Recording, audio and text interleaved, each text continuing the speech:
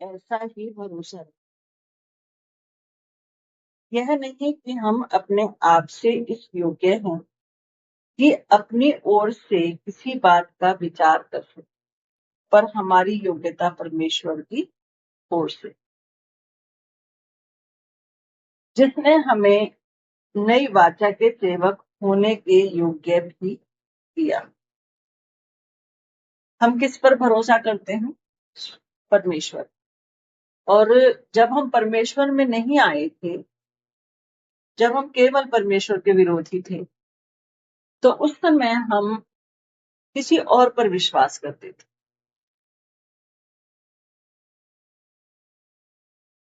उस समय हम केवल अपने आप पर, अपने कामों पर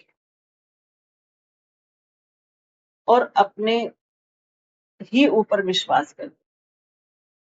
हम ये अच्छा कर सकते हैं, हमने अपनी मेहनत से पढ़ाई की है, हमने अपनी मेहनत से नौकरी प्राप्त की है, हमने जो है अपनी मेहनत से सब कुछ किया है। लेकिन जब हमें परमेश्वर के बारे में पता लगा और हमने पवित्र शास्त्र को पढ़ा, तो हमने ये देखा कि जब हमने न्यू टेस्टामेंट को पढ़ा तो हमें ऐसे लगा कि इसमें क्या लिख रहा है। जब हम चैप्टर 1 को पढ़ते हैं तो हमें समझ ही नहीं आता था। एक बार पढ़ा, 2 बार पढ़ा, 3 बार पढ़ा और क्या लगता था कि बोरिंग। लेकिन जब हमारे अगुओं ने बताया कि प्रार्थना की हमारी और हमने प्रार्थना करना सीखा, तो उस समय जो है जब हमने ये समझा कि भाई ये पवित्र शास्त्र जो है परमेश्वर की मदद से ही ये लिखा गया है और पृथ्वी पर आया है, परमेश्वर की इच्छा से,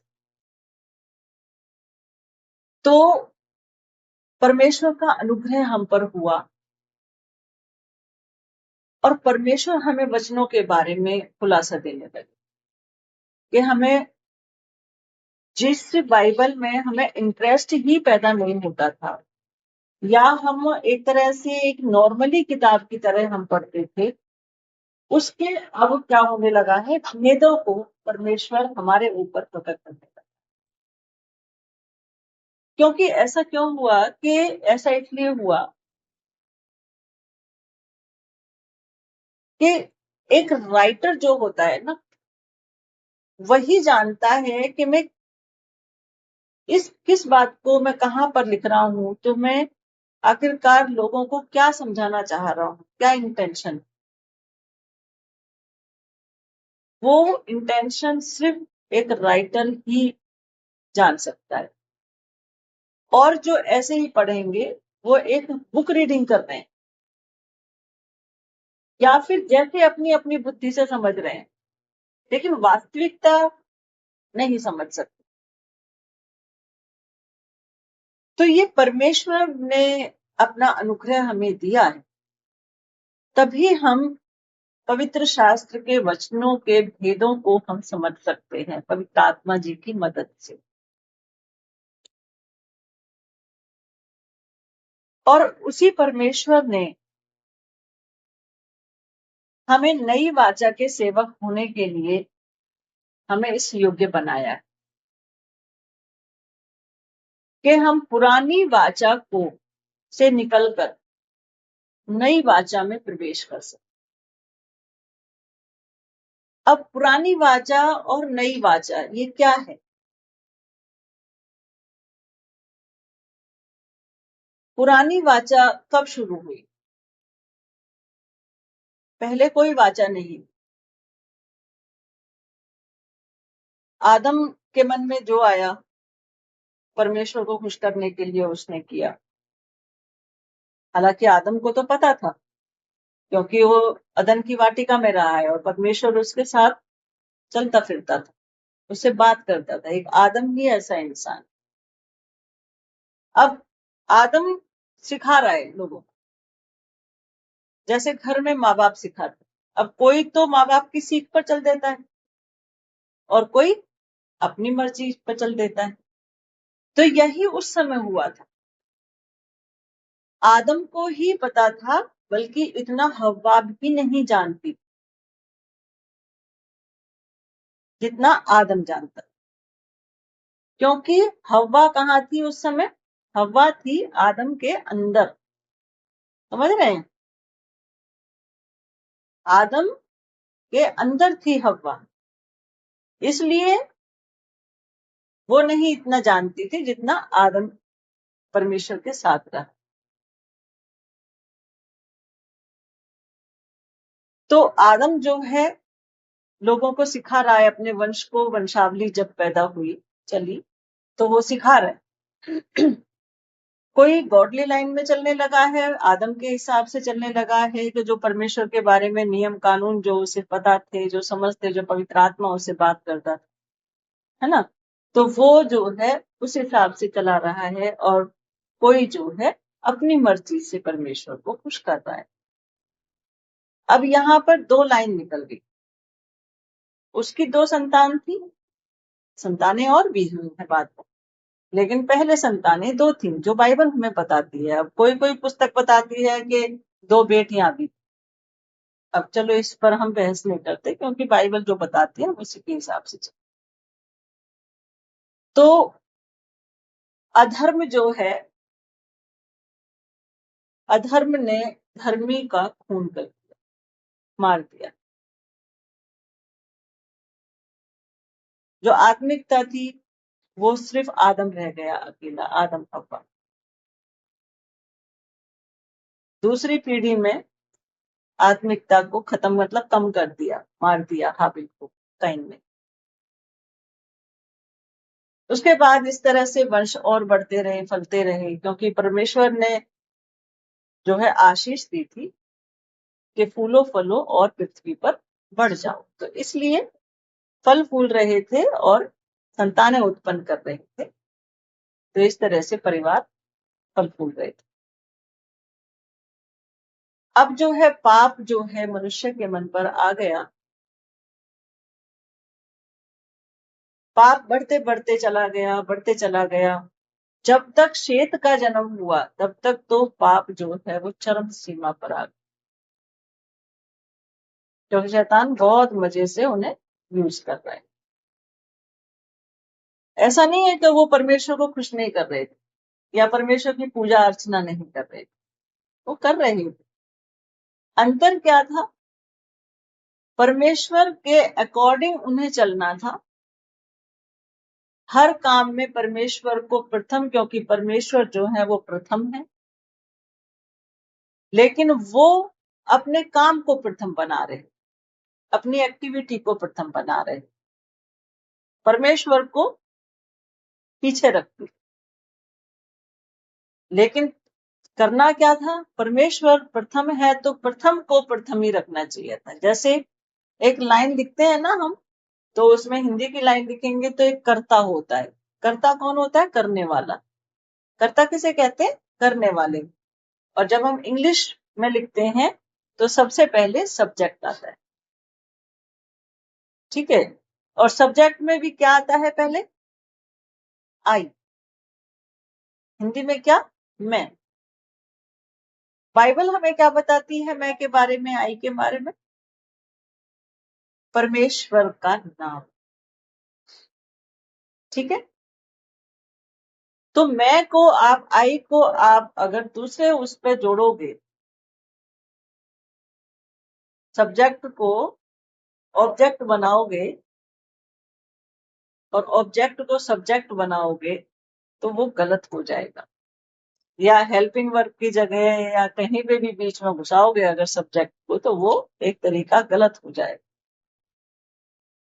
तो यही चीज वहां पर भी हुई।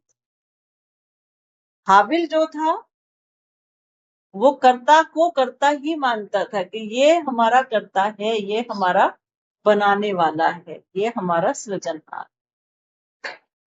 आदम क्या करता था?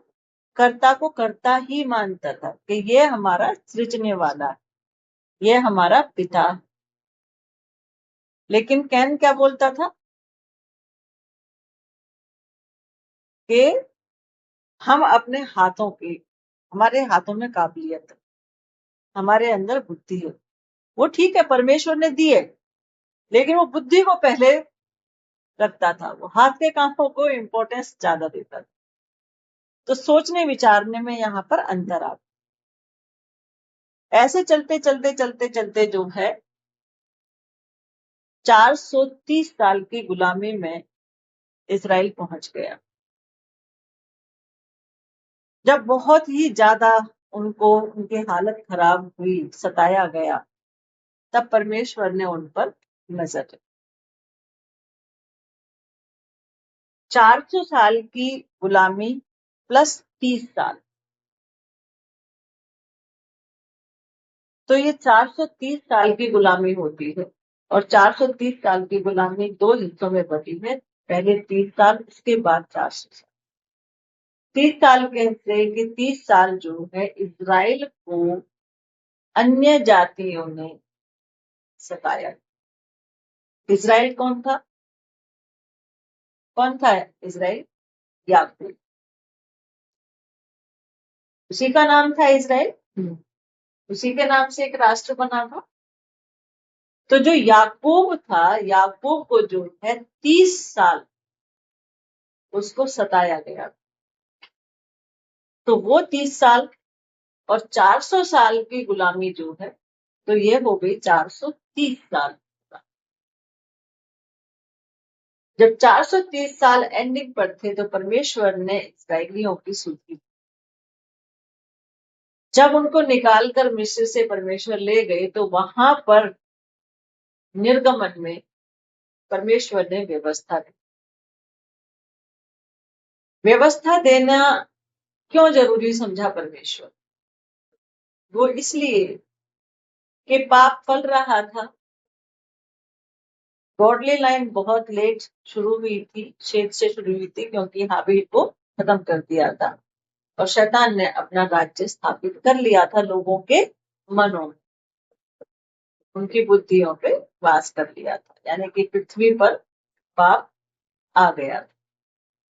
इस तरीके से जो गॉडली लाइन के लोग थे वो भी अपना कोई पाप में 100% चल रहा है, तो कोई अपना दोनों नावों में सवार होकर चलता है। तो इस तरह की परिस्थिति वहां पर हुई थी। परमेश्वर ने देखा कि ये ऐसे हो रहे हैं, तो चलो अब इन्हें अपनी व्यवस्था के बारे में बताया जाए। तो जब हम निर्गमन पढ़ते हैं तो परमेश्वर सीधे बोलते हैं कि मैं तुम्हारे पितरों का परमेश्वर, यानी कि उनके मन में परमेश्वर ये बसा रहे हैं, उनकी रग रग में, कि मूसा कह रहा है, हारून कह रहा है, जो परमेश्वर पर विश्वास करते हैं वो सबको कह रहे हैं कि भाई सबके मन में एक ही ये अंदरूनी आत्मा में ये बीज बोया जाए कि मैं ही परमेश्वर हूँ और मेरे सिवाय कोई दूसरा परमेश्वर नहीं है। क्योंकि जब वो मिस्र देश में थे तो मिस्र देश में जो मूर्तियां थी वो बनाते थे और उनको पूजते थे, उनको बलि अर्पित करते थे, भोजन अर्पित करते थे, अपना धन जो है उनको चढ़ाते थे, पूजा अर्चना करते थे। कोई पहाड़ के नीचे, कोई पहाड़ के ऊपर, कोई पीतल से, कोई किसी चीज से जो है मूर्तियां बनाकर वो पूजते थे। तो परमेश्वर उनको ये सिखाना चाह रहा है कि तुम किसी और की संतान नहीं हो, तुम परमेश्वर पिता की संतान हो, याहूवे परमेश्वर। अब कुछ लोग विश्वास कर रहे हैं और कुछ लोग नहीं कर रहे। तो परमेश्वर ने जब मूसा को बुलाया और 40 दिन वहां पर मूसा रहे, 40 दिन 40 रात, तो पत्थर की दो पट्टियां परमेश्वर ने अपने हाथों से व्यवस्था को लिखकर।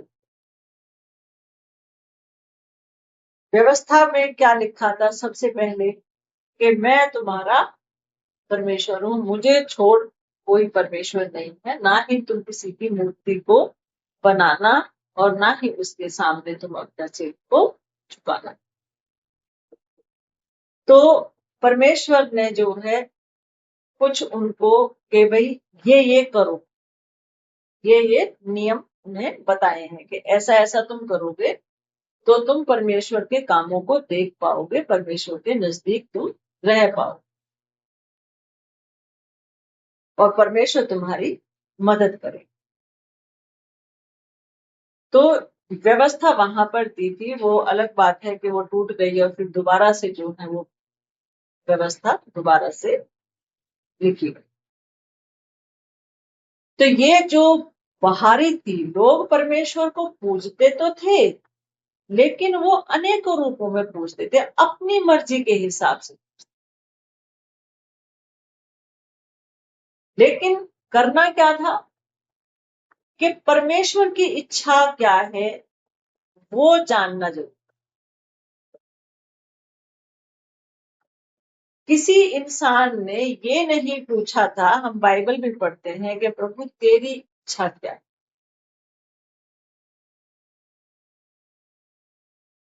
दाऊद ने ये सोचा कि मैं तो महलों में बैठा हूं लेकिन जो मेरा परमेश्वर है उसके लिए तो जगह ही नहीं है। पहला मनुष्य था दाऊद जिसके मन में ये बात आई, मैं अपने परमेश्वर के लिए भवन बनाऊं। अब वो कोई और होता तो देखो वो राजा है, वो अपना धन वगैरह लेकर जमीन लेकर वो बना देता, शुरू कर देता, क्यों, वो एक राजा है। लेकिन उसने परमेश्वर से पूछा, पहला मनुष्य दाऊद, उसने परमेश्वर से पूछा कि प्रभु मैं आपके लिए भवन बनाना चाहता हूं, आप बताएं। और यही तो परमेश्वर चाहते थे इस्राएल। इसीलिए ही तो परमेश्वर दाऊद से इतने प्रसन्न हुए और ये कहा कि ये मेरे हृदय के पीछे का है, कि पहला वो मनुष्य है जिसने ये कहा पूरी आत्मा से बिना किसी के सिखाए। तो नई वाचा क्या है? नई वाचा में पुरानी वाचा जो है शुरुआत थी के लोग जो है ये मेल बलि चढ़ाओ, ये अन्न बलि चढ़ाओ, इससे तुम्हारे पाप क्षमा हो जाएंगे, दोष मुक्त हो जाओगे, है ना। तो इस तरह की जो है व्यवस्था परमेश्वर ने दी कि वे ध्यान रखो कि मैं ही परमेश्वर। बाहरी व्यवस्था के जैसे शुरुआत। अब नई व्यवस्था आ गई अनुग्रह का सिंहासन। प्रभु यीशु मसीह जब आए तो अनुग्रह आया हमारे बीच में, अनुग्रह ने डेरा। अब नई वाचा में हमें आना है। पुरानी वाचा क्या थी? परमेश्वर को परमेश्वर अपना पिता मानो, उनकी अनुसार जो उन्होंने व्यवस्था दी है, झूठ मत बोलो, लालच मत करो, व्यभिचार मत करो, है ना। और इस तरह की वाचाएं पढ़ लेना निर्गमन से। अब जब उन्होंने देखा कि जो जो लोग उनकी आज्ञाकारिता में हैं, कुछ लोग ऐसे थे कि जो परमेश्वर पर विश्वास करने लगे, जैसे मूसा था, मरियम थी, हारून था, है ना। लेकिन आप देख रहे हैं कि हारून और मूसा की बहन ने की, जब मूसा ने लड़की पसंद की और परमेश्वर ने विवाह करने की उसे इजाजत दी, मूसा ने विवाह किया, तो उसकी देखो बुराई उसकी बहन ने और भाई ने ही कर दी, हारून ने और मरियम ने बुराई कर दी, है ना। तो देख रहे इसी तरह से होता है कि जो बीच में दो नावों में सवार होते हैं, पहले से ही है ये, ऐसा नहीं है कि हम ही दो नावों में सवार। पहले भी परमेश्वर ने व्यवस्था दी थी, अभी भी परमेश्वर ने हम लोगों को व्यवस्था दी।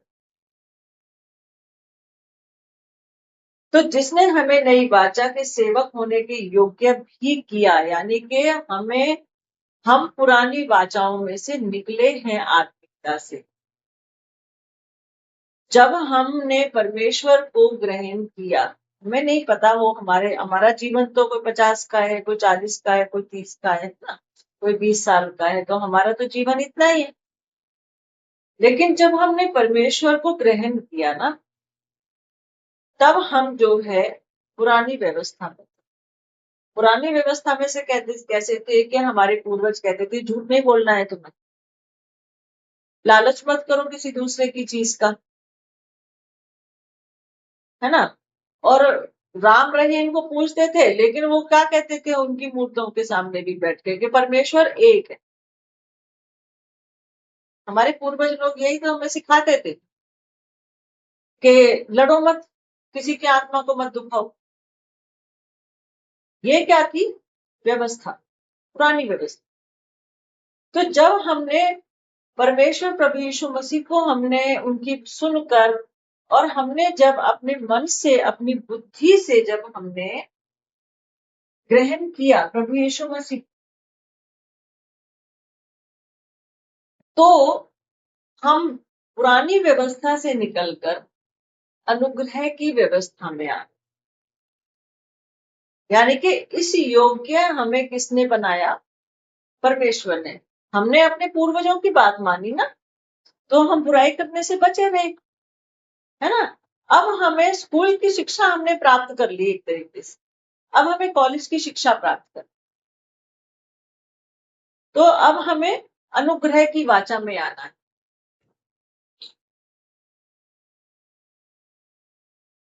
तो शब्द के सेवक नहीं। अब प्रभु क्या कहते हैं कि शब्द के सेवक नहीं वरन आत्मा के सेवक पर। क्यों? क्योंकि शब्द तो मारता है पर आत्मा जिलाता है। अब ये शब्द क्या है? बहुत से लोग जो है परमेश्वर को नहीं मानते आज, लेकिन वो क्या कहते हैं, अरे हमें बाइबल दे दोगे हम तो बाइबल भी पढ़ लेंगे, हमें रामायण दे दो रामायण पढ़ते हैं, महाभारत पढ़ते हैं, गीता पढ़ते हैं, ये पढ़ते हैं वो पढ़ते हैं, बाइबल और दे जा भैया वो भी पढ़ लेंगे, है ना। तो जो ये रीडिंग है ना, ये है शब्द। और ये जो हम परमेश्वर से प्रार्थना करके जो सीखते हैं, जो पवित्र आत्मा के रूप में हमें सिखाते हैं परमेश्वर, भेद की बातें, वो है आत्मिक बात। एक तरह से अगर हम कहें तो एक तरफ शाब्दिक बातें हैं और एक तरफ आत्मिक बात। तो जो शाब्दिक बातें हैं ना, उनसे हमें जीवन नहीं मिलेगा। अगर हम बाइबल को परमेश्वर से प्रार्थना किए बिना, पवित्र आत्मा जी से बिना समझ के हम पढ़ेंगे, अपनी बुद्धि से हम अपने ज्ञान से पढ़ेंगे, अपनी इच्छा के अनुसार अगर हम पढ़ेंगे सीखेंगे, तो वो शब्द जो है, चाहे वो पवित्र शास्त्र भी है, वो हमें कहाँ लेकर चले जाएगा? भौतिकता में ही रखेगा, आत्मिकता में नहीं आ पाएंगे हम, क्योंकि परमेश्वर जो चीज सिखाना चाहते हैं वो हम सीख ही नहीं पाए, तो हम जीवन के रास्ते पर नहीं बल्कि हम भटक जाएंगे। तो हमें आत्मिकता में रहकर जो है परमेश्वर से अनुग्रह मांगना है,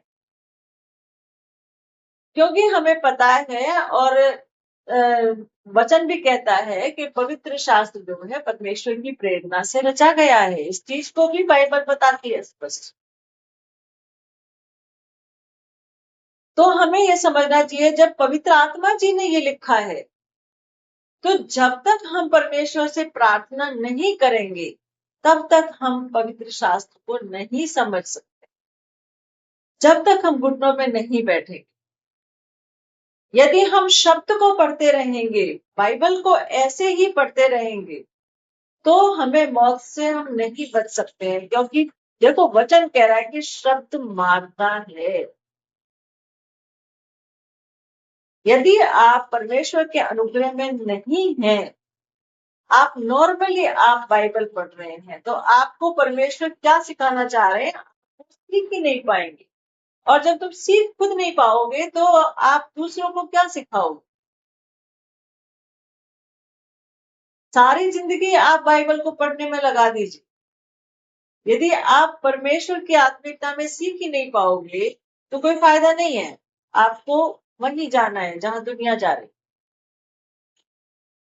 आपको छांटा इसलिए गया है कि आप परमेश्वर चाहते हैं कि आप बुलाई हुई संतान हो, कि आपको आत्मिकता में चलना है, आत्मिकता में सीखना है, क्योंकि आपको आत्मा के पास जाना है। कौन सी आत्मा के पास? पवित्र आत्मा के पास जाना है।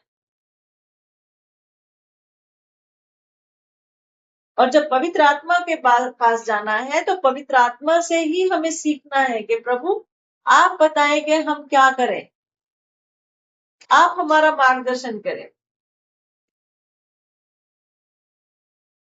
आजकल हम ये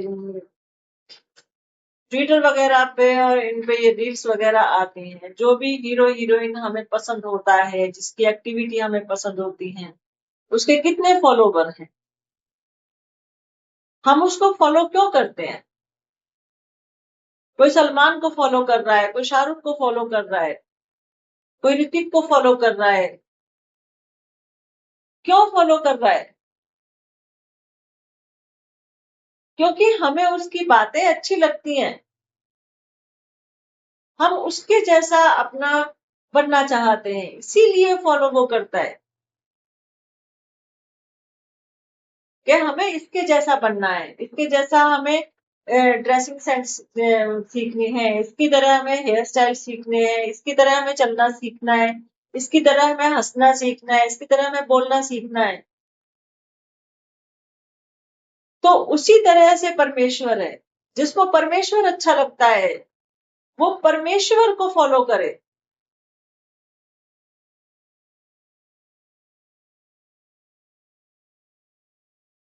जिसको बॉलीवुड अच्छा लगता है वो बॉलीवुड को फॉलो करता है, उनके मेंबर्स को फॉलो करता है। जो आत्मा को चाहता है वो आत्मिकता को फॉलो करे।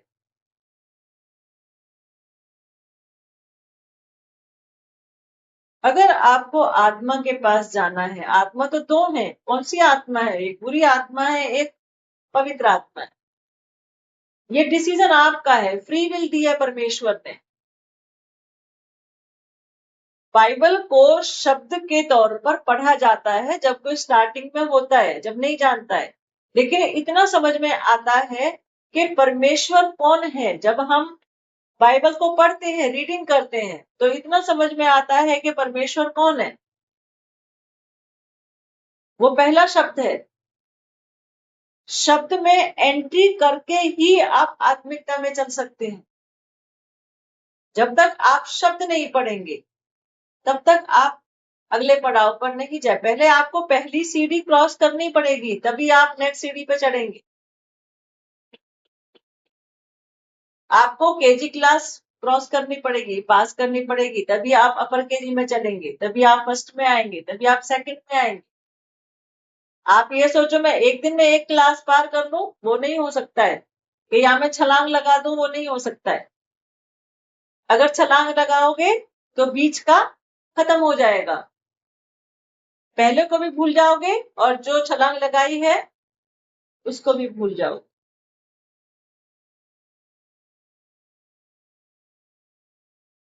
शब्द को पढ़ो, परमेश्वर आपकी आत्मा को कैच करेगा। अपने मन की बातें करना ही, परमेश्वर से बातें करना ही प्रार्थना। परमेश्वर ने सिखाया है प्रार्थना करना, कि सब प्रार्थना करके सब कुछ मांग कर आमीन बोलो। और प्रभु यीशु मसीह के नाम में आप जो भी कुछ मांगोगे, विश्वास करोगे, कोई फर्क नहीं पड़ता है कि आपने आमीन बोला या नहीं बोला। हाँ, प्रभु ने सिखाया है आमीन बोलो, गलत नहीं है, क्योंकि आमीन भी खुद प्रभु यीशु मसीह है।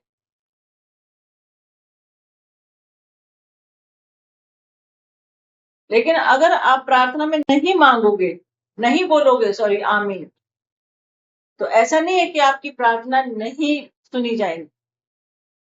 अगर आप प्रार्थना प्रभु यीशु मसीह के नाम में मांगते हैं और आमीन नहीं बोलते हैं, थैंक यू बोल दिया आपने, तो ऐसा नहीं है कि आपकी प्रार्थनाएं ऊपर नहीं जाए, क्योंकि वचन इस चीज को बताता है, परमेश्वर के मुंह से निकला है कि मेरे प्रिय पुत्र के नाम में तुम जो भी कुछ मांगोगे तुम्हारे लिए हो जाएगा, यदि तुम विश्वास करोगे।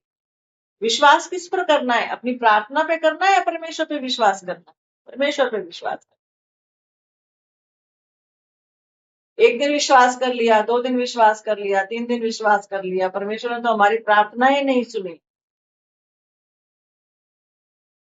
विश्वास ये नहीं होता है। एक औरत जब प्रेग्नेंट होती है तो उसको कोई एक्टिविटी उसके अंदर नहीं होती है। एक डॉक्टर जो है वो बताता है यू आर प्रेग्नेंट, और वो डॉक्टर की बात पर विश्वास करते हैं पेरेंट्स। उसी विश्वास को लेकर आजकल तो चलो टेक्निक्स आ रही है लेटेस्ट, चेक हो जाता है। पहले क्या था? दाइयां होती थी,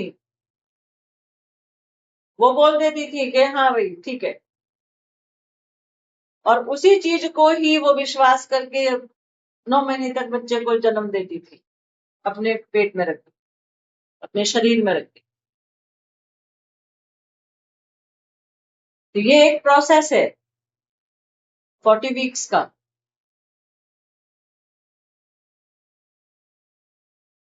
वो बात अलग है कि किसी को पहले भी अपना जो है जन्म हो जाता है बच्चे का, लेकिन परमेश्वर की ओर से 40 वीक्स का है टाइम पीरियड, लंबा है।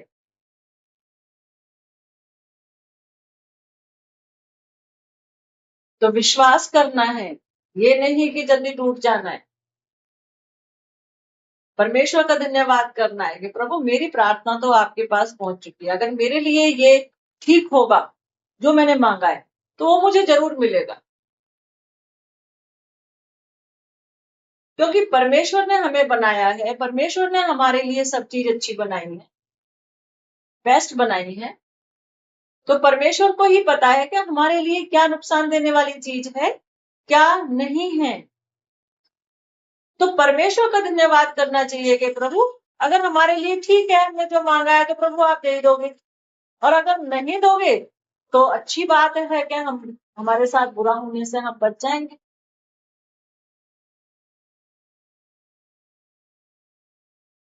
ये नहीं कि परमेश्वर ने तो हमें दिया ही नहीं, हम 6 महीने हो गए प्रार्थना करे हुए, हमने तो ये मांगा था। भाई तुम्हारी अच्छा नहीं होगा वो, क्योंकि आने वाले समय को परमेश्वर जानते हैं, आप नहीं जानते हो कि क्या है क्या नहीं है। तो हमें आत्मिकता की ओर बढ़ना चाहिए। शब्द में एंट्री कर ली, ठीक है, अगर आप शब्द में ही बने रहोगे तो वो तो फिर मारेगा, आप शैतान के साथ ही नरक के वासी होगे। वही प्रभु यीशु मसीह ने भी कहा ना कि बहुत से लोग कहेंगे कि हे प्रभु हमने तेरे नाम से ये किया, हमने ये मुर्दों को जिलाया, हमने तो बीमारों को चंगा किया, लेकिन मैं क्या कहूंगा, मैं तुम्हें नहीं जानता। तो जो शब्द पर चलने वाले हैं उनके लिए ये प्रभु ने सच सच कहा है। इसीलिए बाइबल हमें क्यों पढ़नी चाहिए? ताकि हमें कोई गुमराह ना कर सके। हमें बाइबल को पढ़ना चाहिए। हमें आत्मिकता में समझ नहीं आ रहा है, कोई बात नहीं, लेकिन ना हमें ये पता होना चाहिए कि बाइबल में लिखा क्या है। कल को कोई गलत टीचर आ जाए, कोई हमें पकड़ ले, हम ये बता सके भाई ऐसे तो नहीं लिखा है, वहां तो ये लिखा है। वहां तो ये, अगर कोई गलत सिखाएगा तो आप उसको पकड़ सकते हैं। इसलिए बाइबल को पढ़ना चाहिए, लेकिन आत्मिकता में भी पढ़ना चाहिए। जब आप बाइबल को शब्दावली में पढ़ चुके हो तो उसके बाद में आपको नेक्स्ट क्लास में जाने के लिए आपको आत्मिकता में ही प्रार्थना करके पवित्र आत्मा से पढ़ना चाहिए।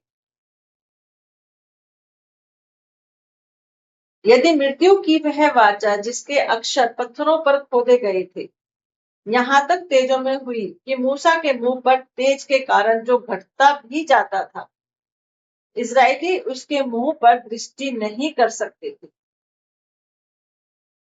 तो आत्मा की वाचा और भी तेजों में क्यों ना होगी? पत्थर की पट्टियों पर वाचाएं लिखी गई थी, वो बाहरी वाचा थी।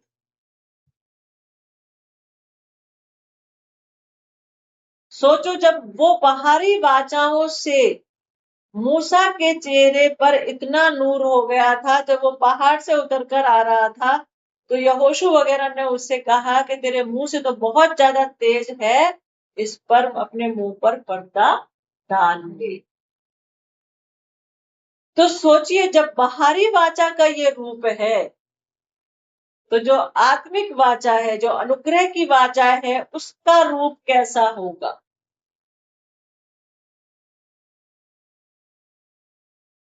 वो तो अक्षर पत्थर पर खोदे गए थे ना। जब उसका इतना रूप हो सकता है, उतना इसका तेज हो सकता है, तो आत्मा की वाचा क्यों ना होगी? वो तो बहुत ही ज्यादा, वो बर्दाश्त से बाहर हो जाएगी। सोचिए, अनुग्रह अंदर अंदर तो होगा ही होगा, बाहर भी तुम अनुग्रह में ही रहोगे, तुम्हारे चारों तरफ अनुग्रह होगा। तुम्हारा तेज तुम्हें दिखाई नहीं देगा, दूसरों को दिखाई दे। मूसा को अपने आप नहीं दिखाई दे रहा था ना, दूसरों को दिखाई दिया।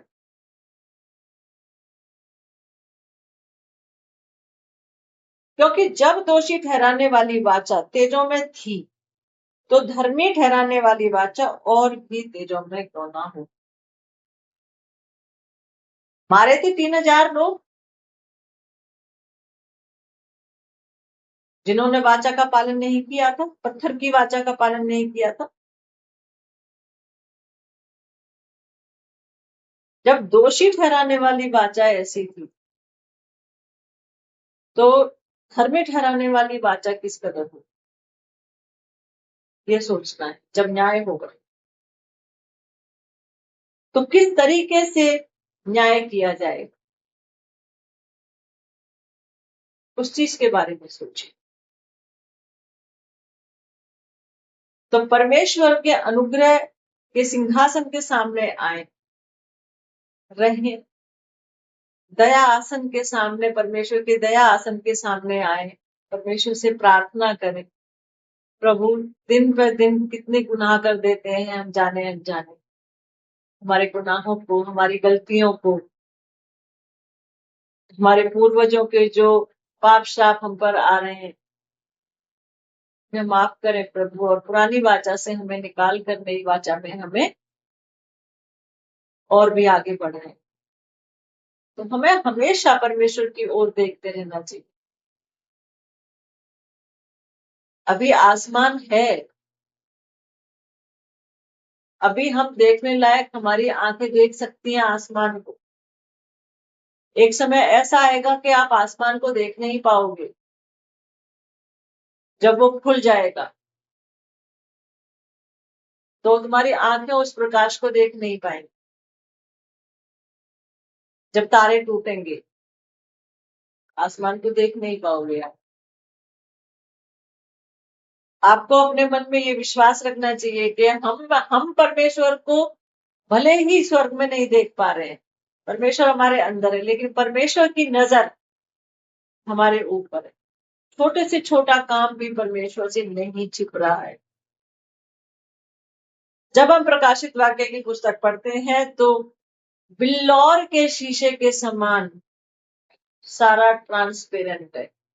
छोटे से छोटा पाप भी नहीं छुप सकता है,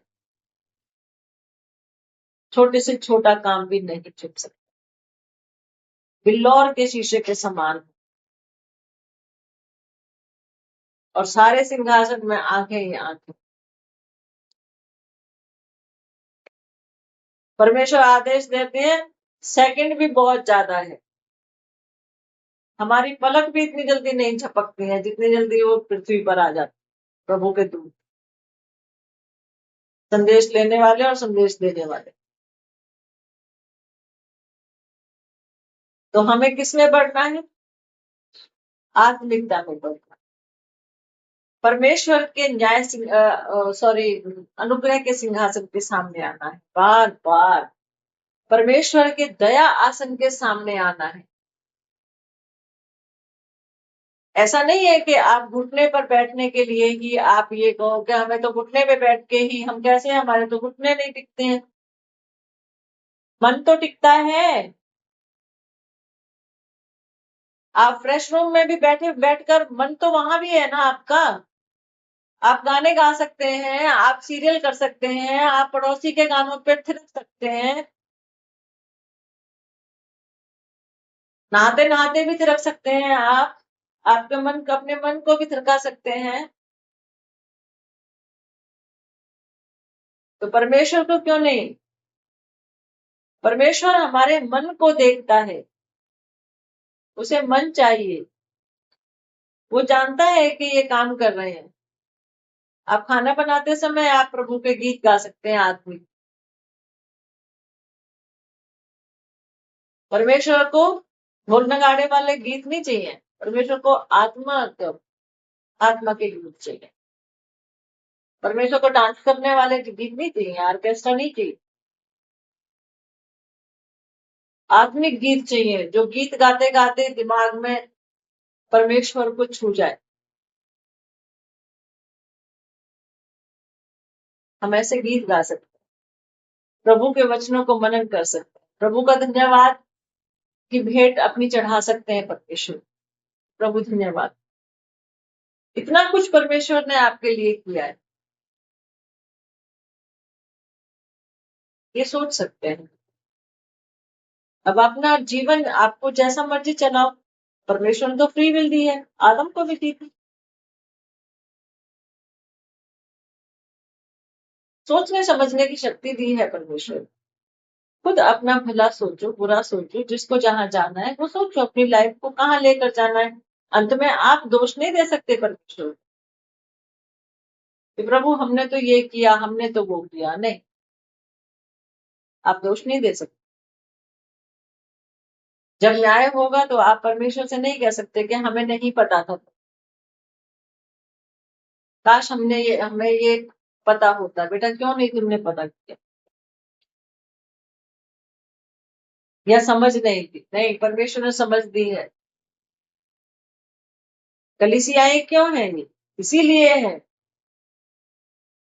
कि प्रभु की आत्मिक बातों को बताया जाए। कोई इंसान, कोई नहीं आएगा, कोई आगे कह दे भाई हाँ हम तो जा ही नहीं रहे कलीसिया, तो तुम्हें परमेश्वर के बारे में जानना ही नहीं है ना, इसीलिए तुम कलीसिया में नहीं आ रहे हो। तो उसका भी न्याय होगा। उस समय कोई परमेश्वर के सामने बोल नहीं सकता, वहां कोई रिश्वत नहीं चलती। तो परमेश्वर ने आज आत्मिक बातों को बताया, और प्रभु चाहते हैं कि आत्मिकता में हम चले, क्योंकि हम बुलाए हुए हैं, रजित नहीं है, हम बुलाए हुए।